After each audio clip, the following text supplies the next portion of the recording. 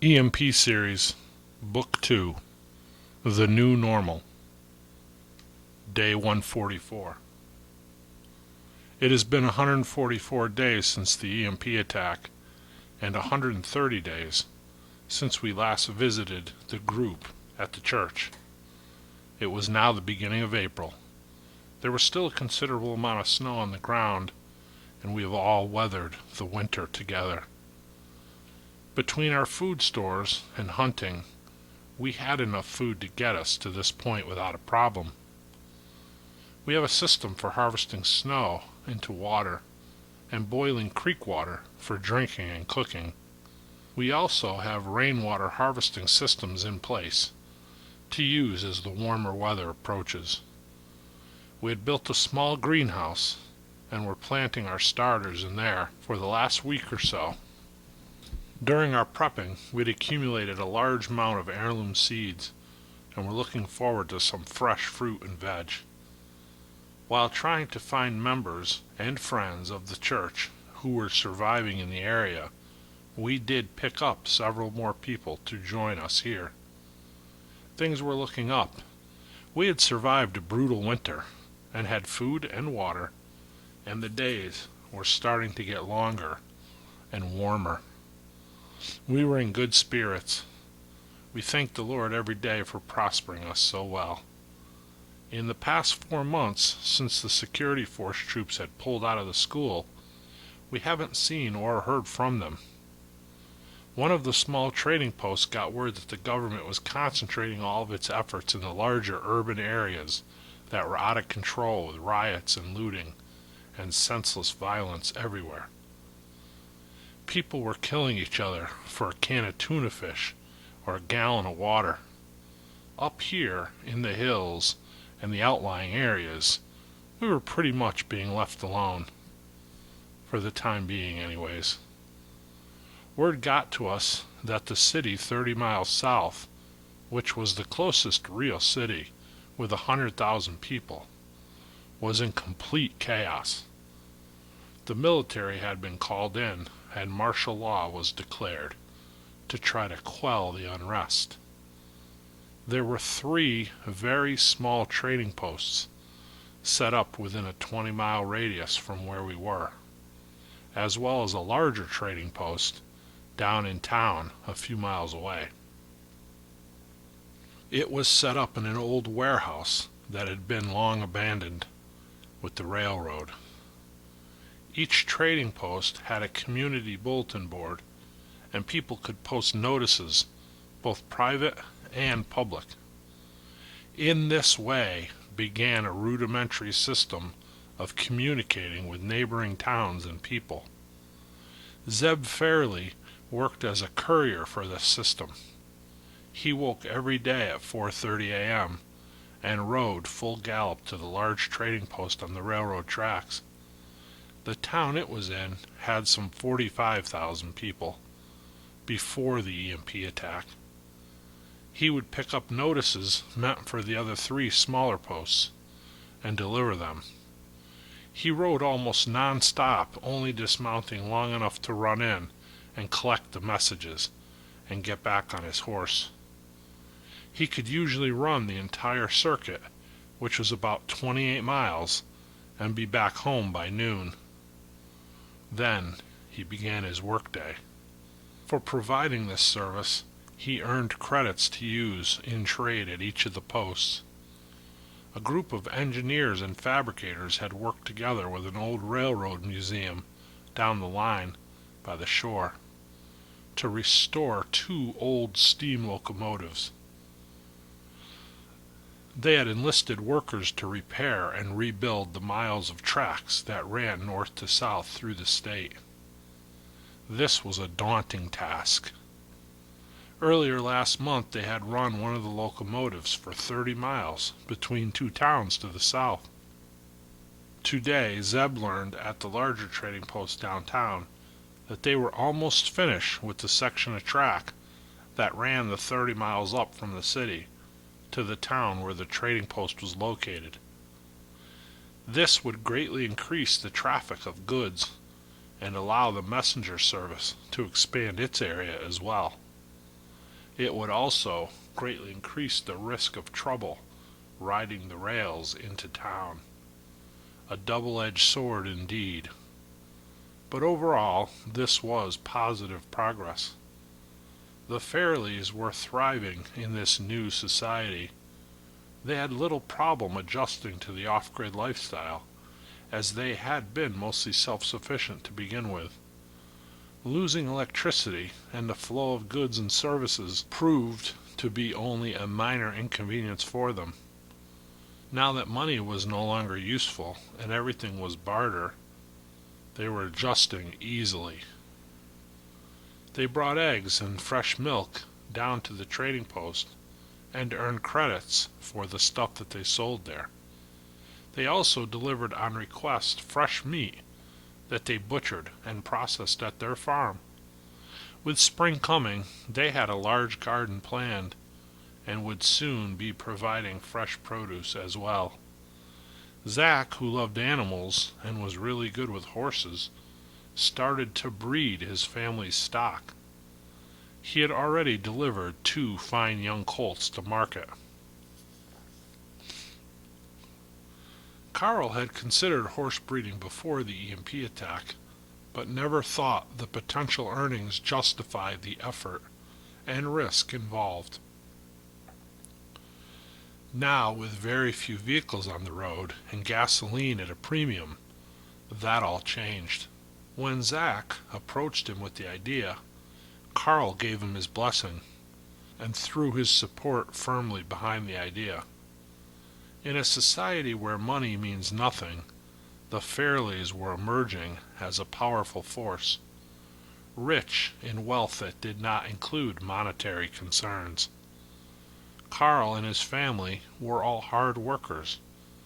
They honored and glorified God in how they conducted their business, and in all that they did. God was blessing them for this with great increase. When Zeb rode to the warehouse trading post the following morning, he found a small group of military troops working there. They were fortifying it with wire fences and large blast walls all around. The building entrance and windows were shrouded in sandbag walls. It looked more like a bunker you would see in a war zone than it did a trading post in the city. Zeb went in to grab the notices and asked the shopkeeper what it was all about. He explained that with the arrival of the train service, the government was getting involved, providing security to the post. He told Zeb that, starting with the train's arrival, everyone would have to check their firearms at the gate if they wanted to be allowed inside. He assured him that this was for security reasons only. Zeb grimaced, grabbed the message bag, and started to walk out. The clerk stopped him and handed him an envelope. He said, "This is from the lieutenant, in charge of post security. It's for your dad." Zeb looked at him puzzled. "What do they want with Dad?" he asked. The clerk shrugged his shoulders. "Don't know. I didn't see the message. Was just asked to get it to him." Zeb nodded and walked out, and rode off at full gallop. Back at the homestead, he delivered the message to Carl. It was a short note, simply asking Carl to meet with the lieutenant. It listed his office hours at the post, and asked Carl to stop by any time during those hours at his convenience. Carl folded the note back up, then slid it back into the envelope. He tucked it away in his coat pocket. He seemed concerned. Back at the church, things were progressing normally. Everyone working and getting ready for spring. We had 2 young foals that we traded from Zach Fairley for a .30-30 Winchester, 400 rounds of ammo, and a promise of a share of the coming season's produce harvest. We had a solid friendship with the Fairleys, as they were members of our church. We trusted them to be fair in their dealings, and they trusted us in the same way. This allowed the deal to go very easily. We were not sure what and how much produce we would get the first year. Zach trusted us to work with him until both parties agreed that the produce share had been satisfied. The foals were a male and a female, so Pastor told Zach that if for some unforeseen reason the garden was a failure, that he would have the option to breed the female with one of his stallions and claim an offspring as payment. Zach countered that offer by requesting the right to breed the mare even if the garden was a success for some future consideration. Pastor agreed. The two men shook hands, sealing their deal. Pastor was in the corral watering the horses when an old military jeep pulled up the driveway, stopping at the blockade we had in place. 3 men stepped out and started walking up the driveway. Steve, who was in the tower, whistled, and Richie and Greg emerged from the parsonage garage. Pastor walked down to greet them. Myself and Frank were chopping wood, and we stopped and walked over to the pavilion steps, rifles in hand. Steve gave 3 short pounds on the bell in the tower, and the rest of our guys came outside and went to their assigned defensive posts. Pastor, Richie, and Greg met the men halfway up the driveway. The man leading the group was a Major Daniel Stillman. He extended his hand to Pastor as he introduced himself. Pastor introduced himself as well, shaking hands with Major Stillman. Major Stillman asked if they could have a word in private. Pastor asked Greg and Richie to remain in the parsonage garage with the 2 junior officers, as he and the Major went upstairs to talk. Pastor led the Major up to the living room, where they sat in front of the wood stove. Pastor offered a hot beverage, and the 2 men sat talking, sipping strong coffee. "What brings you all the way out here, Major?" Pastor inquired. Major Stillman explained the upcoming arrival of the trains to the nearby city, and how things in the region would be changing. Stabilizing, he hoped.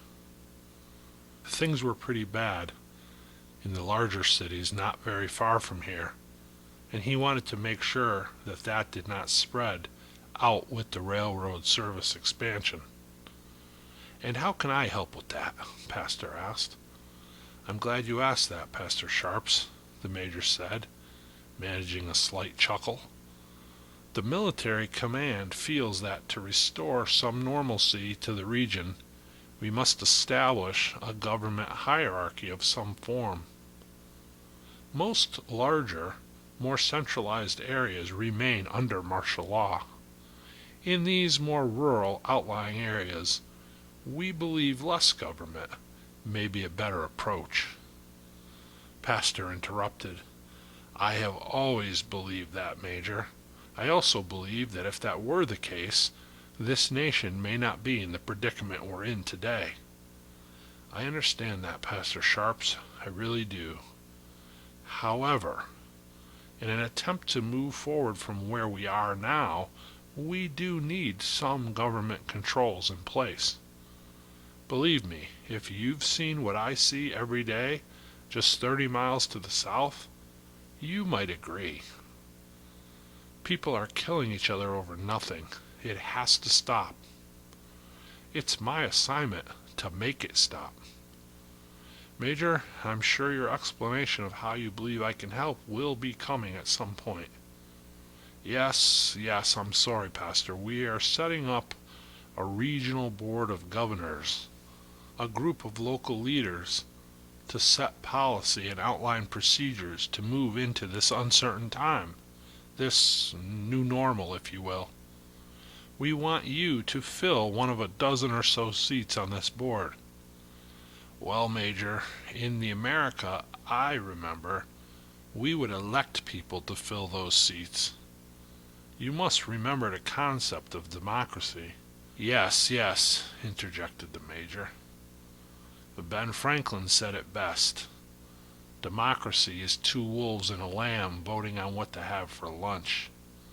Yes, said Pastor Sharps. But, finish Mr. Franklin's quote. He asserted that liberty was a well-armed lamb contesting the vote. Well, said the Major, we do have plans to elect those positions at some point. This would just be interim until that can happen. We don't have a solid timeline yet. I'm thinking sometime in the fall, possibly. The bottom line, Pastor Sharps, I know how you feel about all this. I think many people out here feel the same way. I think you represent the morals and lifestyles of the people living here to a large degree. I think you would represent them well. You certainly have your opinions of how the government should function and what level of control it should assert. This is your chance to build a platform for your beliefs and ideals. Make the government be what you think it should be. You won't be alone. You'll represent one seat out of 10 or 12. Going forward, if you decide to, you can throw your hat in the ring for a permanent spot, or just give it over to somebody else to do permanently. The choice will be yours when the time comes. Can I sleep on it? Pastor asked. Yes, of course, the Major responded. We don't have a lot of time to waste, but certainly, take a few days.